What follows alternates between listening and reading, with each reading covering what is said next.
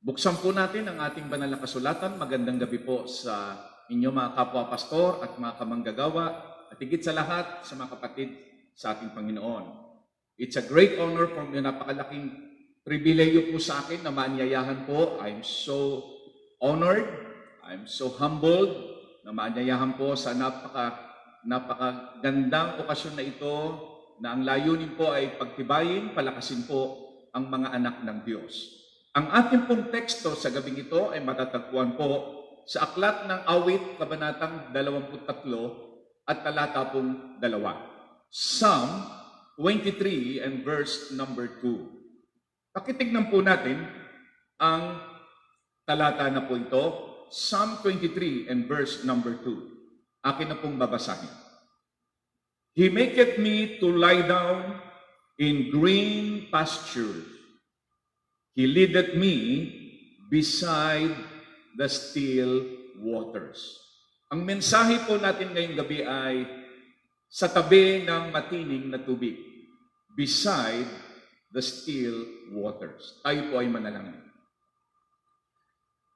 Ama, nasa langit, inyo pong bigyan ng bendisyon ang pagnanais ng puso ng mga bumuo ng revival meetings na ito, nang bawat isa po sa amin ay inyo pong bigyan ng paalala, kalakasan, upang sa gitna, Panginoon, ng mga circumstances na ito sa aming buhay, makapagpatuloy po kami at magampanan po namin ang aming tungkulin ayon po sa inyong banal na kalooban. Pagpalain niyo po ang mga kapatiran, ang mga tagapakinig, at nawa, Panginoon, ang inyong bendisyon ay sumaamin po, Panginoon. Sa pangalan po ni Jesus, Amen. Ang message po natin ay beside the still waters. Alam niyo po, nung sa mga unang panahon, ang unang supersonic jet ay yung tinatawag po na F-11 Tiger sa Amerika po. At ito po ay mga panglaban sa gera na aeroplano ng mga Navy, and ito po ay nagte-take off po ito sa mga aircraft carrier. At alam niyo po, ito po ay ginamit from 1957 to 1969 ng mga Blue Angels.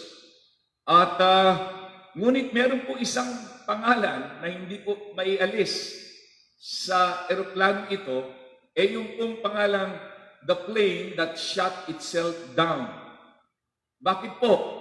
Sapagkat nung kanila pong tinetesting yung kanilang 20mm cannon gun, yung pong piloto na si Pilot Tom Artreves, nagpakawala po siya ng 2 volleys ng putok at nag-dive po, nag-nose dive itong Tiger na plane na ito. At alam niyo po, sa sobrang bilis ng kanilang lipad, pagbaba po ng kanilang mga bullets, tinamaan po sila mismo ng kanilang bullets na pinakawalan. Napakabilis. At dahil po sa kanilang bilis na yan, they shot themselves down. Mga kapatid, maaaring ganyan po ang naging mensahe ng Diyos sa atin itong nakalipas na tinatawag po na lockdown at quarantines. Mga checkpoints. Maaaring ito po ay inilagay ng Diyos sa buhay natin upang yung ating tinatawag na fast-paced na buhay, mabilis na buhay, na hindi natin nararamdaman, mayroong mga bagay na tayong nakakaligtaan to the point na we are now shooting ourselves down. Kaya nga po hindi nakatakataka kung bakit maraming mananampalataya sa mga nakalipas na panahon hanggang ngayon ay makikita natin ang casualty ng backsliding, ng panlalamig ay napakataas because sometimes a fast-paced life is making us to shoot ourselves down. Alam niyo po si David, siya po ay isang pastol at siya po ay nag-aalaga po ng mga tupa. At ang isa po sa nakita ginagawa po ni David ay inahanapan po niya ng mga luntian na damuhan ang mga tupa. At hindi lang po yun, pagkatapos po sa damuhan, ay naghahanap po siya ng isang tubig na maiinuman ng mga tupa Ngunit ang tubig ay dapat matining o ito ay tahimik. Because ang mga tupa po kapag lumalagaslas ang tubig, malakas ang agos, sila po ay natatakot in general at hindi po sila, na-stress po sila at hindi po sila makahinto at makainom. And that's a big problem sa mga tupa po na yan. And so maybe, ladies and gentlemen, God in His sovereign wisdom ay inalaw po niya itong pangyayaring ito in our own little corner upang tayo po ay magkaroon ng panandaliang katahimikan, pagtigil, nilagyan tayo ng mga tinatawag na barriers upang sa bagay na ito katulad ng tupa sa katahimikan ay magkaroon tayo ng tinatawag na mabubuting mga pagpapala sa ating pananampalataya. Sabi nga po ng taong si Winston Churchill, doon po sa Britanya noon, it takes courage to stand and speak for your convictions, which is true. Ngunit sinabi din niyang, it also takes courage to sit down and just listen. Nakita niyo po mga kapatid, na baka minsan tayo ay masyadong mabilis na lumalagaslas ang ating mga tinatawag na toxic na yung schedules natin, trabaho, barkada, etc. Hindi na tayo makapakinig. Hindi na natin marinig ang tinig ng langit. Kaya nga tingnan niyo po yung salitang silent at saka yung salitang listen, halos pareho po yan ng letra. Indeed, my friend, this evening, we have been used to the hustle and bustle of city life, the lights and laughters, here and there. Then in a flash, everything came to a halt. Maybe God has a great purpose for that. Although it's a time, maaaring ito ay panahon ng deep concern, pero pag tayo po ay nasa tabi ng isang still water, and maybe that's the will of God for us, meron po tayong mga pagpapala. 5 bagay pong gusto kong bigyan ng pansin sa ating pong pag-aaral po ngayong gabi mga kapatid. Sundan niyo po ito. Una po, ang isang still water o yung matining na tubig at tahimik po na tubig, ito po ay, sasabihin natin, ito ay isang lugar ng rejuvenation. Ito po ay isang lugar na where you can relax, where you can refresh, at ikaw recover and recharge, at ikaw ay muling lumakas. By the way, ito pong salitang rejuvenation, ang pangalan po ng aking asawa, may bahay, ay Edna. Ang ibig sabihin po ng Edna, isa sa pinaka-main meaning po niya, main meanings ay rejuvenation. Always young looking. Kaya nga po minsan, sa panahon na ito, pag kami magkasabay na naglalakad, napagkakamalan po na pamangkin ko na ang aking may bahay. So makikita po natin na itong still water na ito, tahimik at matining, ito po ay very relaxing spot. It gives you comfort. At kapag madalas nga po, pag ako'y naanyayahan o napupunta po sa probinsya, I would like to tell you this, doon po sa bukid, merong mga simbahan doon, nangangaral ka doon, yung pong isang araw na nandoon ako maghapon, isang gabi, sasabihin ko po sa inyo to, damang-dama ko po na yung katawan ko, doon sa simoy ng hangin, katahimikan, yung lamig ng gabi, walang ingay, tahimik, kuliglig lang, ay napiramdaman ko po, kinaumagahan yung malaking recovery po ng aking lakas. Hindi lamang po mentally, emotionally, but it's a general recuperation. Dahil po sa setting na yun. The Bible says, I've got peace like a river. Placid waters soothes and brings relief. Ano pong sinabi ng Bible sa Psalms 46 verse 10? Be still and know that I am God.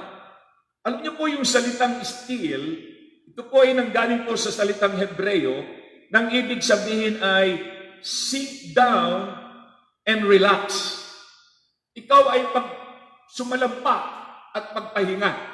Ito po'y larawan po ng isang tatay marahil na pagod sa kanyang galing sa trabaho, maghapon, maaga pa siyang nagpunta sa trabaho. Pagdating po sa bahay na traffic, umulan pa, pagdating sa bahay, pagod na pagod siya.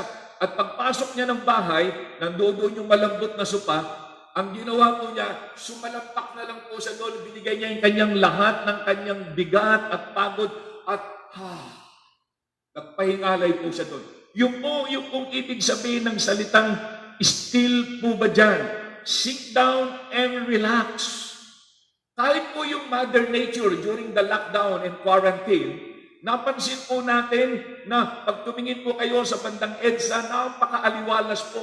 Pag tumingin po kami sa bandang bundok ng Antipolo, kitang-kita mo yung fasad, yung skyline ng Antipolo, yung pong dagat dyan sa Manila Bay, luminaw, naging asul, muli. Pati ang kalikasan ay nakaramdam ng rejuvenation, strengthening, lumakas ulit, gumanda. Mga kapatid, marahil po yung nangyaring lockdown pandemic na yan is a spiritual reset for all of us. God intended it na ikaw at ako na nasa rush mode, panic mode, takbo rito, takbo doon. Walang panahon na sa mga bagay na mahalaga ay maaaring tayo ay talagang inipit ng Diyos ng langit upang tayo magkaroon ng pagkakataon na tumigil, sumandali, bigyan ng pagkakataon ang mga bagay na makalangit, ang mga bagay na kalooban ng Diyos, bumalik tayo sa dapat na takbo ng ating pananampalataya. Kami nga po, tatlo pong binata, sa wakas, nung panahon po ng lockdown, hanggang sa ngayon po, nakakatuwa po, nagkakasabay-sabay kami sa iisang bubong na magkakasama po. Himala po yan, mga kapatid, sa panahon ngayon. It's a rare moment for us. Kaya nga po, makita niyo po, mga kapatid, kahit po sa katawan po natin, pagka madaling araw, lampas ng midnight, yung pong katawan natin habang tayo natutulog, yung mga organs natin sa katawan, nagkakaroon po ng process of re-strengthening, rejuvenation.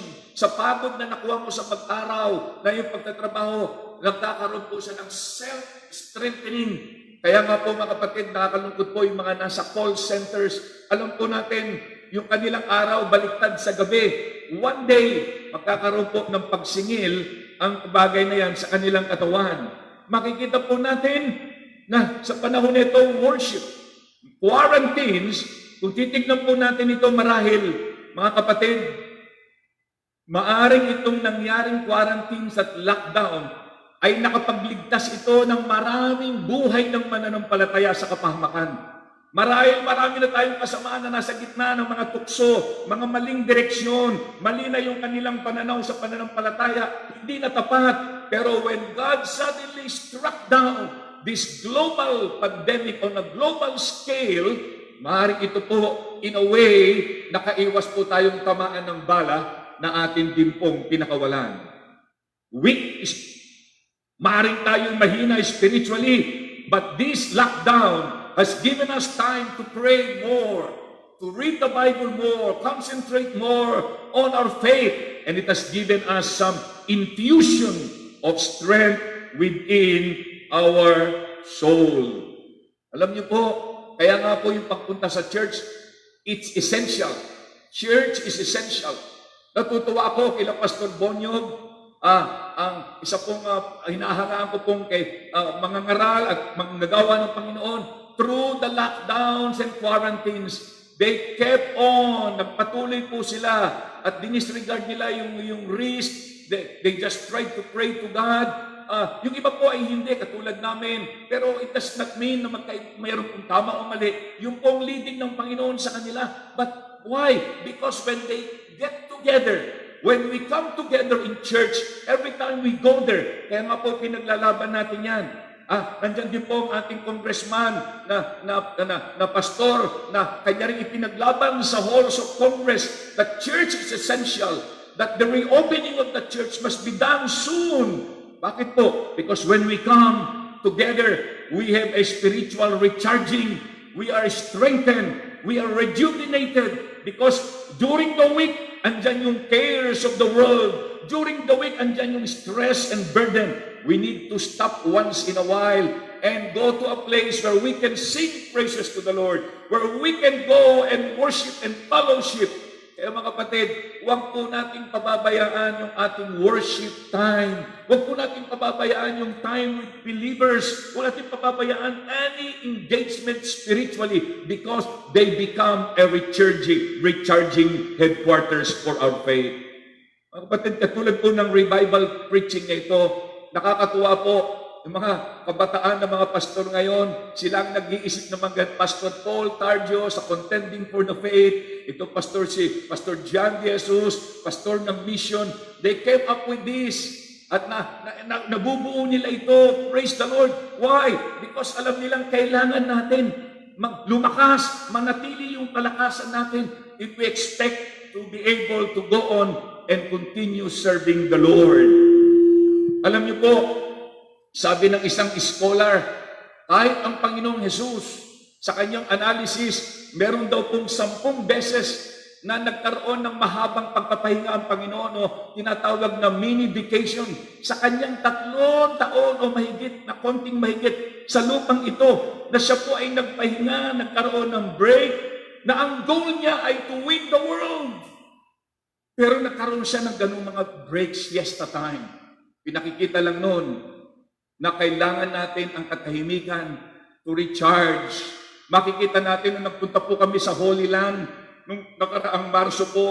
Salamat sa Diyos, hindi kami inabot doon ng lockdown sa flight. Ay pinuntahan po namin yung lugar sa Mount Olive kung saan nandun po yung lugar na tinuro ng Panginoon, yung Lord's Prayer at saka yung maliit na lugar na yon kung saan pagkatapos nilang mangaral sa araw na yon, they would retreat and have time for prayer together. Jesus has shown us the importance of recharging, the importance of strengthening. Naalala ko tuloy, yung dalawang mayroong nag-contest, yung tinatawag na pagputol ng puno, 2. At pagkatapos, sa isang araw, gaano karaming puno ang iyong maiipon matutumba. Yung isa, pagkasabing go, dala niya yung palakol niya, bana dito, putol dito, ipon ng mga tinatawag na mga chopping yung mga trunk, sinachap, sabi ng mga tao, grabe, ang bilis. Yung isa naman po, masipag din, pero from time to time, nagpapahinga. Paano mananalo to? Talo na ito. From time to time, meron siyang time to mag-stop siya. So, maghapon po yun. Pagkatapos po ng contest, yung taong pahinga ng pahinga, mas marami siyang naipon ng mga kahoy. Bakit po? Sabi nga, patigil-tigil ka, ikaw pang mas maraming naputol. Huwag niyong kalimutan, sabi niya, habang ako'y tumitigil at nagpapahinga, hinahasa ko yung palakol ko. So mga kapatid, yan po ang kailangan natin. Ang una po, God has given us the stillness of time so maybe we can be rejuvenated. Number 2, please. Ang pangalawa po na larawan ng isang matining na tubig o tahimik na tubig, it is a place of reflection. Makikita niyo po kapag ang tubig ay masyadong matining, ito po hindi halos gumagalaw, makikita niyo po yung reflection ng kalangitan, ng ulap. At kapag ikaw ay tumingin, more or less, makikita mo rin ang reflection ng inyo pong sarili. Still waters create reflection. Makita natin na mahal, we mirror ourselves. Nasasalamin po natin ang ating pong sarili. Sabi nga po ng isang mahalagang kasabihan, know thyself.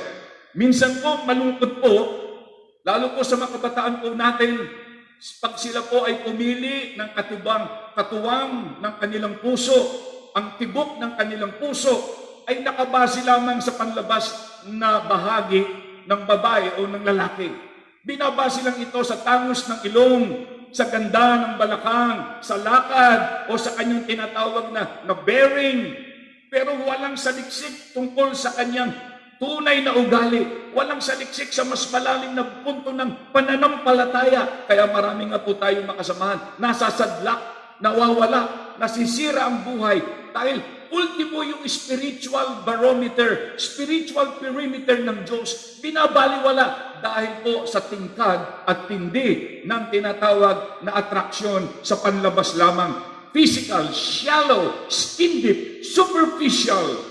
Mga kapatid, sabi, minsan kaya po tayo binibigyan ng Diyos ng katamahikan marahil ay upang makita natin ang ating sarili closer sa ating puso.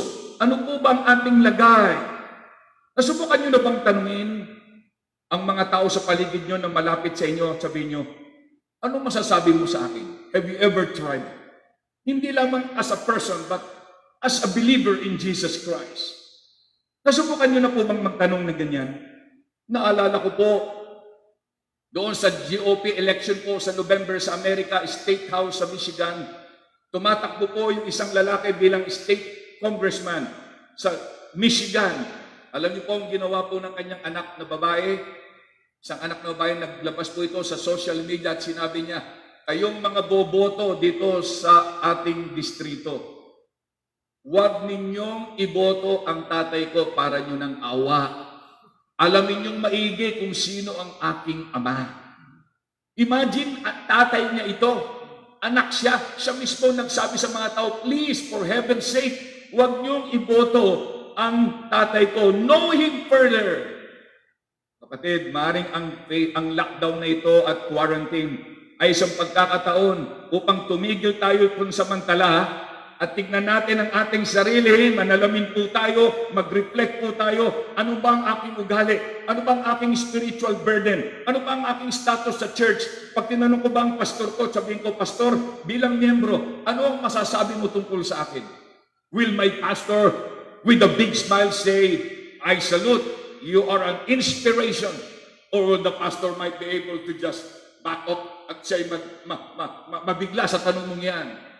Kaibigan, the water that is still, maybe the Lord has brought us in the stillness ng mga gabi-gabi na yan upang tayo ay magkaroon ng pansariling pagbubulay-bulay at pagsasaliksik sa ating sarili. Ang isang pang tanong ay, hindi yung nakikita ng tao. How does God see you? Let me ask, how does God see you and me?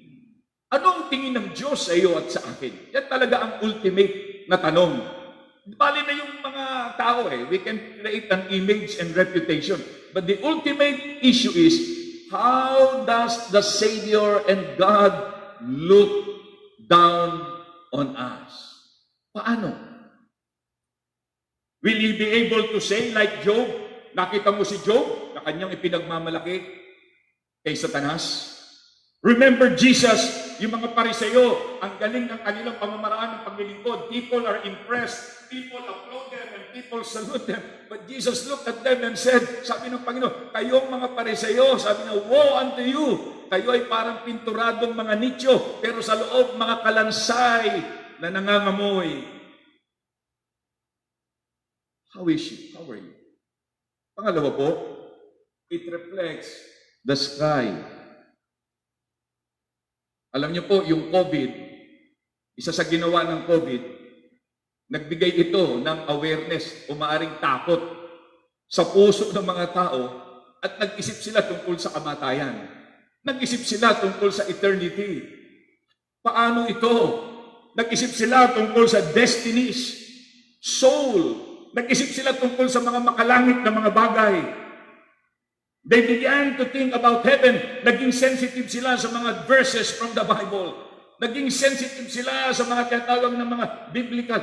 Sa amin po dito, meron po mga iba na sa kanilang patotoo. They were able to create spiritual hunger and thirst among their loved ones and friends because during the lockdown, they tried to bombard them with spiritual thoughts, with spiritual verses. And these things have really sunk into the very recesses of their souls. Why? Because the stillness, the uncertainty, maybe the fear has given some spaces for eternity to sink in and create a lodging place there. Mga kapatid, how does God, nung kayo po ba ay during the reflection, yung time na yon na may lockdown, ito ba ay nagkaroon ng ganyang pag-iisip about heaven? Nakita mo ba na talagang hindi tayo taga rito sa lupa? Nakita mo ba yung imminency lalo ng pagdating ng Panginoon? Nakita mo ba yung pagtakbo ng daigdig na ito to come with a one world religion and a one world government? na yung pagdating ng Antikristo, did these things really creep into your hearts and has given you some reflective points to consider? Yung mga destinies ng mga mahal natin sa buhay na hindi paligtas, were you able to at least, napunta ka ba sa isip niya? Nagkaroon ka ba ng time na ko yung kapag-anak ko doon, hindi ko pa na-share ng Word of God? Did they become an integral part of those process? Sabi po ng Colossians 3:2, seek those things which are above, since you have been risen with Christ. Naalala ko pa yung isang nabasa ko sa Facebook, may mga nagkakaanuhan pa dyan, mga kapatid. Nung sinara ng gobyerno ang ABS-CBN, ito naman po ay side lang po naman ito.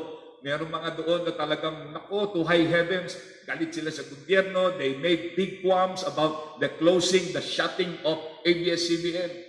Sabi ng iba, ayan, nung sinara, yung ABS-CBN, ayan, meron kang protest, you howled in protest.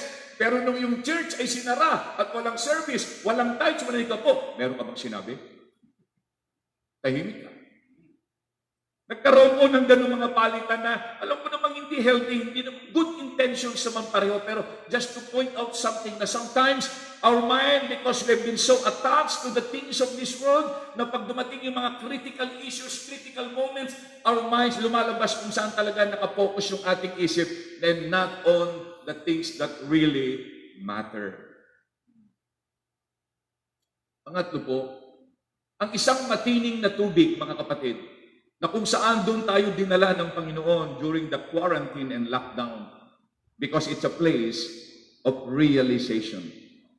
It's a place of realization. Let me explain. Alam niyo po, kung kami po ay minsan nag-swimming doon sa Taal Lake, doon sa Tuktok, may isang bahagi po doon, napakatahimik po nung tubig talaga, nung Taal Lake. Ang dalas po, yun ang ginagawa ko. Isa po, kahit na nung bata po ako hanggang ngayong panahon na ito, one of the things that I would do, pag nasa ganung eksena ko, maghahanap ako ng mga bato, and then I would try to, ihahagis ko dun sa tubig. At nung naghagis ko ako dun, katulad din itong batang ito, naghagis siya ng tubig, dahil sa sobrang tahimik, maliit lang na bato, it creates a plop, a ripple. Kitang-kita. Maliit na bato, pero dahil tahimik na tahimik, kitang-kita mo yung effect ng bato na yun. Napapansin mo siya. You will notice it whether you like it or not.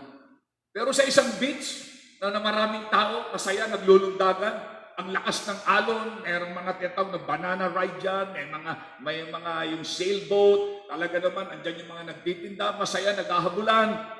Minsan nandoon na yung pating, hindi pa napapansin. Little disturbances become obvious. Alam nyo, sa buhay natin, yung maliliit na bagay, sometimes yan ang sumisira sa atin. The little foxes, they ruin and destroy the vines, the vineyard.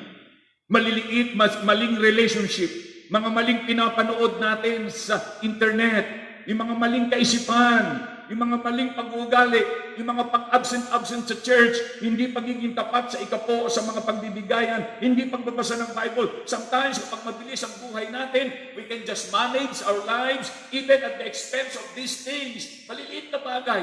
Pero pag yan ay naipon ng naipon, they can become a big tsunami to hit you and destroy us. Mga kapatid, yan po ang larawan po nito. Naalala ko po, last week, habang may mga lugar pa sa Pasig na walang traffic, kasama ko po isang anak ko, meron kaming errand. Pagdaan namin dyan malapit sa Ugong, papunta kami dito sa may bunga po. Nagulat kami pareho, lalo ako. Pag gano'n po, ang dami palang magandang puno dito sa bandang kaliwa. Sabi ko, anak, ang dami palang magandang puno dito. Sabi, oo nga, pati siya nagulat. Samantalang daan kami ng daan doon.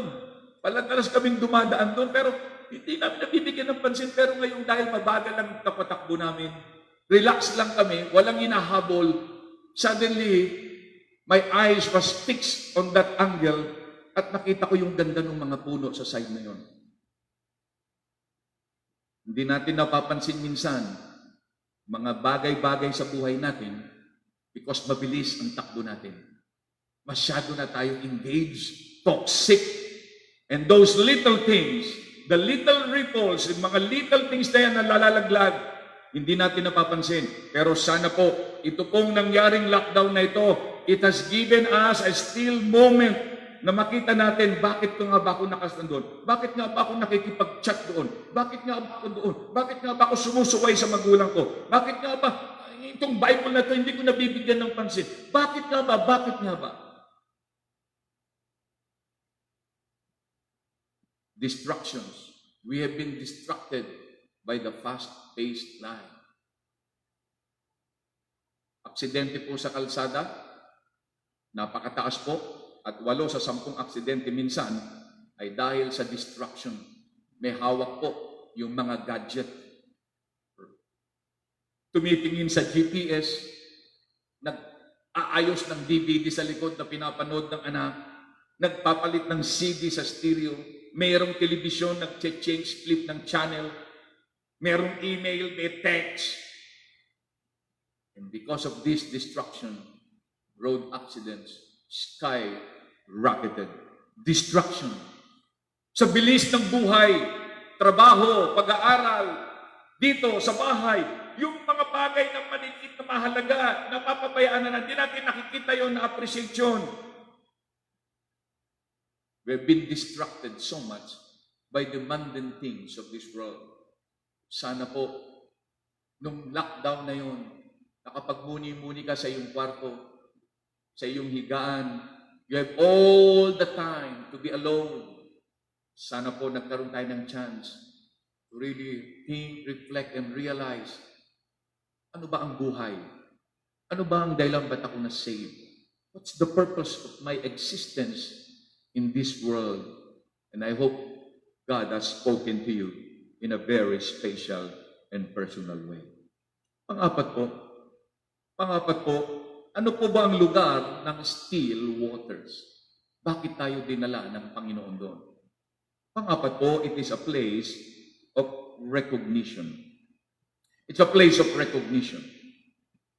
Alam niyo po, si Pastor Umlas na marami po sa inyo nakakakilala sa Puerto Galera, isa po yan sa isang lugar na kagustuhan ng mga relatives ng Mrs. Cohen. We went there, dinala kami ni Pastor sa isang lugar na bahagi sa dagat po doon na tahimik na tahimik. And you know what? Ang layunin po namin ay mag-snorkel. Alam ni Pastor Umlas kung saan. Nag-rent siya ng boat na may tali pa kami. Tapos bababa kami doon sa tubig at alam niya kung saan yung makikita mo. Because the water was still and serene. Kita mo yung mga corals doon sa ilalim. Beautiful. Yung mga isda na iba't ibang kulay. Beautiful. Then you begin to attract them and throw some bread, crumbs, and then they would come, iikutan kanila, and you would see the exciting moment. That's very exciting to play with these sea creatures. But you can see the deeper part. Parang itong aquarium, you can see clearly what's going on. Why? Because the water was clear. Sabi ng Psalms 46:10, yung kalawang bahagi ng verse na yan, be still and know that I am God.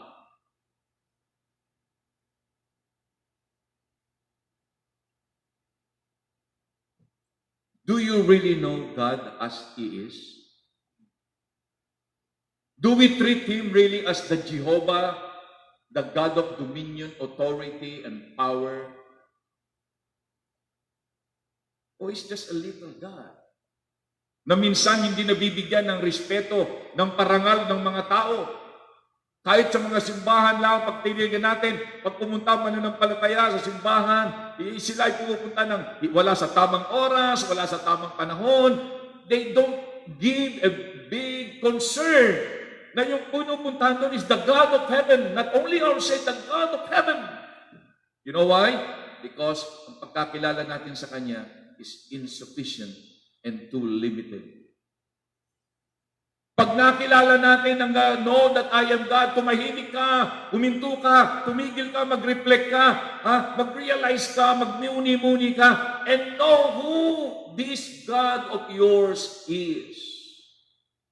Alam nyo, pag yan po ang nakuha natin, itong quarantine, the quarantine was worth it. Kung lumaki po, nabisa natin ang God in His power, beauty, majesty, this quarantine was worth the wait. The stress, the tension. You see, as you go deeper, pag lumalalim ka sa dagat, becomes more beautiful. Meron ko isang nakausap na PNP frogman, sabi niya, Pastor, pag pumunta ka sa isang bahagi sa pinakailalim ng dagat, meron pa dyan isang bagong mundo. So beautiful. Beyond words. Kung sa taas, meron dong space. Sa gitna, nandito tayo. Sa ilalim, you go to sa malalim na malalim, and you will see a beautiful world, another world to explore. When you minsan, ang mga mananampalataya tayo, naaakit tayo ng mga panandali ang pang-akit ng mundong ito. Yun lang mga ganito, hindi na tayo makaalis dito. Ang Biblia natin nandoon na sa sulok. Madali tayo maakit yan. Bakit? Nasa ibabaw po kasi tayo. Wala tayo doon sa malalim. Nandoon yung magagandang bagay. The deeper you look at them with this clear water, you will see the beautiful things there sa ibabaw ng tubig. Hindi yan yung magaganda. Alam niyo yung ibig kong sabihin. Nandoon ang ganda. Kaya po minsan ang mananampalataya ay walang init, walang sigla, walang gana, walang tinatawag na aggressiveness to serve the Lord and be faithful no matter what, because they don't really appreciate the beauty of the things that God has given to us. More so, we don't appreciate the very person of our Lord and Savior. Kulang po. Sometimes we treat Him as an ordinary man, an ordinary person. Yung iba, takot pa sa kanilang mga boss, mas nire-respeto pa, mas binibigyan ng galang. Yung mga tao, mas concerned pa sila. Pero when it comes to God, as if He is non-existent, it seems God is not a part of the big drama of life, the drama of redemption. That seems God is just a bystander, where in fact, He's the one who holds the helm. He's the one who controls the world. And He's the one who made that cross possible for you and for me. Maybe this quarantine, I hope and pray, nagbigay po ito sa atin ng panahon na makita po natin. Nakita niyo po yung mga kalapati? Nakita na ba paano maglakad ang kalapati? Hindi ba? Pag naglakad po yung kalapati, uunahin yung ulong ganon, tapos susunod yung katawan, hihinto, tapos paghinto, saka na naman aandar. I-slow mo niyo po yan sa mga YouTube. Makita niyo po yung slow mo. Nakakatuwa pong tignan. Bakit po ganon? Bakit kinakailangan tumigil at bago andar yung ulo, bago susunod yung katawan? Kasi po ang mata nila ay nasa gilid. Side. And it takes a split moment, nag-a-adjust po yung vision nila before they would proceed. Adjusting vision. Maybe these lockdowns is simply a moment for us to adjust our perspective about God. A moment to adjust our perspective about how important the Bible is. A moment to adjust our perspective about how important the church is. Doon sa aming symposium, may mga pagkakataon na, of course, hindi naman po lahat, pero may mga pagkakataon na halos may isang buwan na pwede nang magsimba, pwede nang pumunta sa simbahan, pero hanggang ngayon, hindi pa rin nagsisimba. Pero napupunta na sa grocery, namamasyal na, kumakain, nagda-dine out na, kumbaga saan-saan na. Pero pagdating doon, hindi pa rin nakita yung ganda, yung tunay na ganda ng simbahan. If there's one place that you will never swap or trade for anything in this world, it should be the Church of Jesus Christ, the assembly of God's people. This is where we exhort one another, seeing the day of His coming is getting closer. Sana po itong lockdown na ito, quarantine, has adjusted our perspective about the importance of souls, about the importance of giving, about the importance of our family, yung mga friends natin, respect for others, and many more. I hope there some spiritual calibration that took place. Higpit dito, higpit doon, during the lockdown and quarantine. The bad attitudes. I hope the deeper our sight has gone through this lockdown that took place. And finally, but not the least, my brothers and my sisters, a still water is a place of restriction. Lahat po tayo ay nakapunta na sa Tagaytay, one time or another. Alam niyo po, pag tumingin kayo doon sa view, lalo pag pumunta kayo doon sa People's Park or Palace in the Sky before, at tinignan nyo, parang pintura lang, parang postcard yung tubig. Walang galaw. Kitang-kita po yan. Taal Volcano, Taal Lake. Tahimik po. Why? Alam niyo kung ano po? Bakit po? Sapagkat itong lake po ay napapaligiran po ng mga lupa. It is surrounded by lands. At dahil sa po'y napapaligiran, yung ihip ng hangin, pasok ng ibang tubig, bagyo, alon, hindi po siya nakakagambala. So it creates a still body of water. Restrictions. Tayo po ay na-restrict nung quarantine. Pero alam niyo po, life cannot be lived. Ang buhay ay hindi pwedeng mabuhay in the open seas. My brother and my sister, listen to me. You cannot afford to negotiate this life and navigate the open seas by yourself on your own strength. You do that, you sink just like Titanic. It will sink you before you even think about it. Protections are given around the land. Yun ang nagbibigay ng safety, ng stillness, para makita mo yung reflection, magkaroon ka ng realization, makita mo yung rejuvenation, makita mo lahat yung recognition na yan, all the beauties of still, that must be surrounded. There must be some sort of boundaries, parameters, checkpoints, boundaries, para po tumahimik po yan.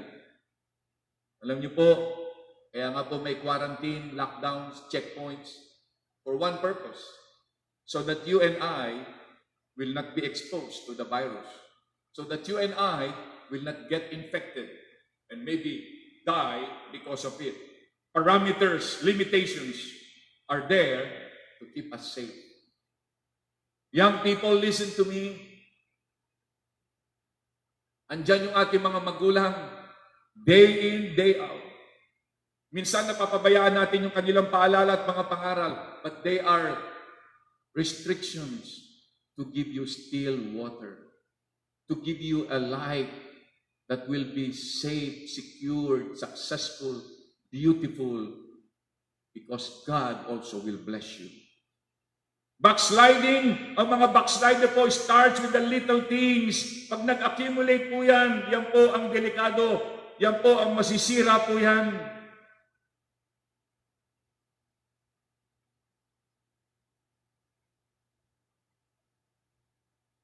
Ilipin nyo na lang kung walang restriction sa mga kalsada.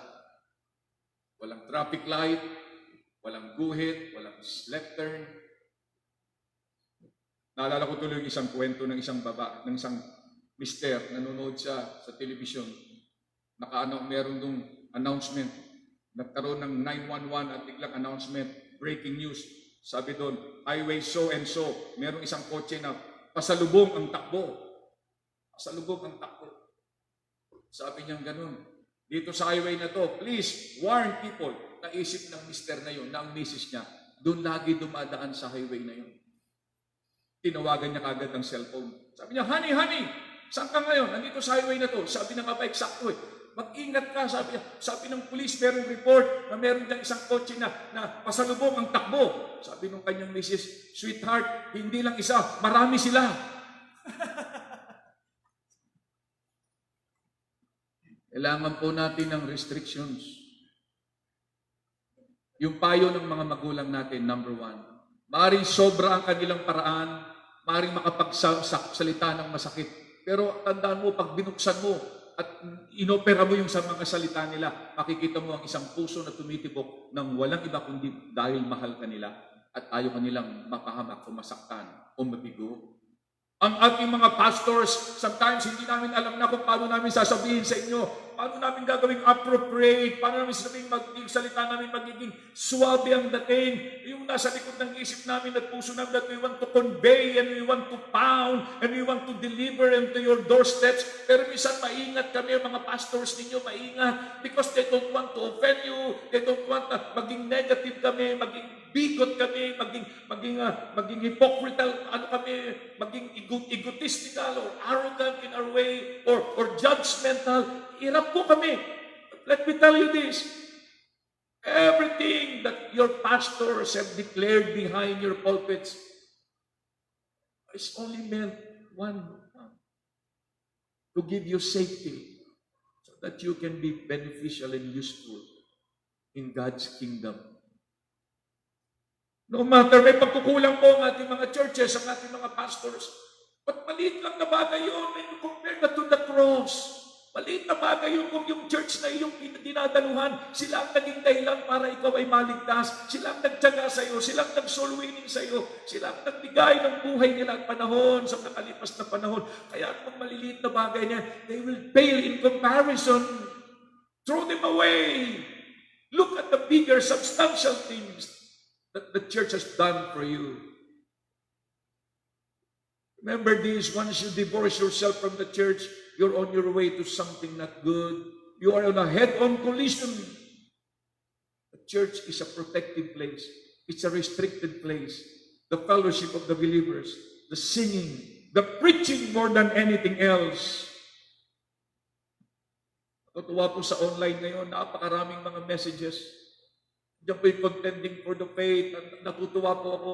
Pastor De Vega, gabi-gabi yan, meron siyang sa social media, nagpipreach siya gabi-gabi, and people are blessed, strengthened, encouraged. Anyone who does that, gusto nilang tumibay tayo tumakas. These are reminders, these are parameters. They are not only nutrients to the soul, but they become big parameters to tell us, you can only go to such place, agad dyan ka lang. And they would remind us so that we can keep on serving the Lord and keep on the journey until the Lord comes back and we're on safe ground. Ang Bible po, hindi lamang po ito help yourself. Kahit yung 10 Commandments, ang simula niyan, parameters, no. Pero merong bahagi din po yan. Help yourself. Do.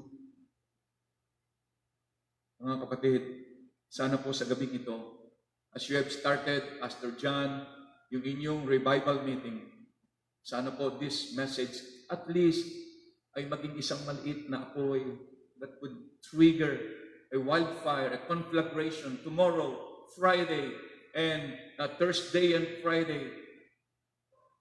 Sana po lahat ng makikinig, huwag magmintis. And after 4 nights of spiritual prescriptions, we are better prepared for Sunday. Kung nanghina man tayo, lumakas tayo.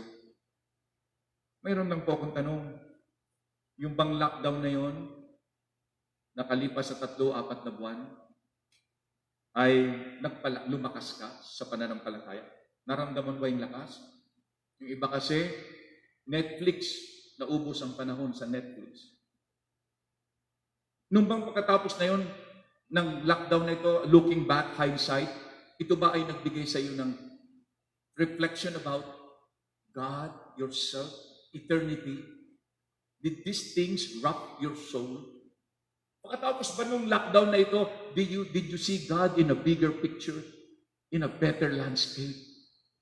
And there is that excitement to serve. Nagkaroon ka ba lalo ng excitement, parang lumalalim na dumadive sa ilalim ng dagat. Excitement, na-miss ko ang church, na-miss ko ang giving, na-miss ko ang pag-awit. Have you ever, nagkaroon ka ba ng ganyang damdamin? At nagkaroon ka ba ng wisdom to say, hindi na ako pupunta ron, iiwasan ko na yun, because they will not be good to my soul, nor to my faith. Alam niyo po, pagkatapos ng isang malakas na ulan, bagyo, unos, takot ang mga tupa, nagtatakbuhan, naghahanap ng shelter. Pero alam niyo po, pagkatapos po ng isang malakas na ulan, Nagkakaroon po ng tinatawag na rain poodles. Nagkakaroon po ng maliliit na naiipon na tubig dito, doon. At ayan po ay nagiging blessing po doon sa mga flock, sa mga tupa because mas marami silang mapupuntahan. Now, still water, small lang, good enough for them, for their spiritual or physical nourishment.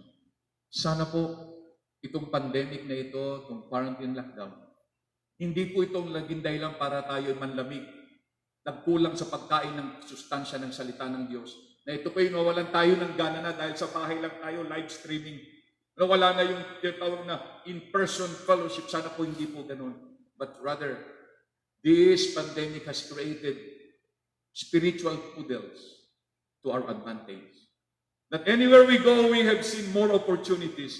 We have seen more. Yung nakita natin lalo, yung time, napakahalaga pala. The Lord may come anytime. Magpagpunta ko sa church, I need to go, baka ito na yung huli. Yung pagbibigay ko sa Panginoon, I need to give more to missions. You've seen a greater opportunity. You assess time and everything about life in a different perspective, that everything runs through the course to eternity. I hope and pray na sana po yung pong binigay ng katahimikan ng lockdown at quarantine. Tayo po'y manalangin. Mahabaging Diyos, marami pong salamat. Isa na namang pagkakataon na ibinigay mo sa amin upang kami po ay makakain ng iyong salita. Pasimula ng revival meetings na ito sa gabing ito. Lord, sana po yung lockdowns and quarantines na yun ay nagsilbing parang matining at tahimik na tubig. Na meron kami mga nakita na damana, it has enhanced our faith big time. It has redirected our focus, our passion, our pursuit. It has calibrated our burdens. It has calibrated our principles, calibrated, Lord, our philosophies in life, to the point that everything, all roads have led to the Scripture. All roads have led to your word and for your glory. Lord, sa oras pong ito, kung meron pong mga kapatid na nanlulupaypay, nang hina, na kinulang ng spiritual sustenance, Lord, I pray that they will do everything to recover. Get back to church, singing, praising. Pastor, what can I do? Reading the Bible, studying the Bible, helping fellow believers in need. Get back to action. Lord, kami po'y nanlupaypay, nagkaroon ng atrophy, nagkaroon ng inertia. I pray you, Lord, that through your grace and power and strength, we'll be able to recharge once again and be useful again. Wala huwag kayo apekto ng new normal, whatever it is, same thing, the principle, the Word of God stays the same. I pray for my brothers and my sisters right now, dear Lord. Protect them, strengthen them, use them, and help us to pray for one another. Kakaiba man kami ng lugar, kakaiba man po kami ng mga churches, but we have one faith, one Lord, one vision. Unite us in our kinship in Christ. Bless all our pastors na ngayon, Panginoon, are having a hard time struggling for ways and means on how to do the ministry and to keep it going. Yung iba hanggang ngayon, wala pang services, Panginoon, because of regulations and some because of fears. They don't know what to do. I pray the Lord that this is the time also that members can also encourage their pastors. Members can also say, Pastor, let's do it, let's do it. By the grace of God, let's move on.